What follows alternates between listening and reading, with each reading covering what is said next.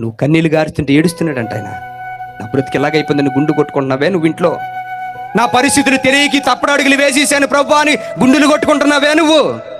నా కుటుంబంలో ఒకదాని మీద ఒకటి నా మీదకి రప్పించుకోవడానికి నేనే ఈ పనులన్నీ చేసి ఇదిగో ఇబ్బందుల కొలిమిలో ఉండిపోయిన ప్రభు నువ్వు ఏడుస్తున్నావు కదా. నా భర్త పాడైపోవడం ఏడుస్తున్నావు కదా, నా భార్య పాడైపోవడం ఏడుస్తున్నావు కదా, నా పిల్లలు నా చేతికి దక్కడం లేదని నువ్వు ఏడుస్తున్నావు కదా. ఇవన్నీ చూసి ఏం చేస్తున్నాడు తెలుసా, ఆయన కూడా చింతపడుతున్నాడట.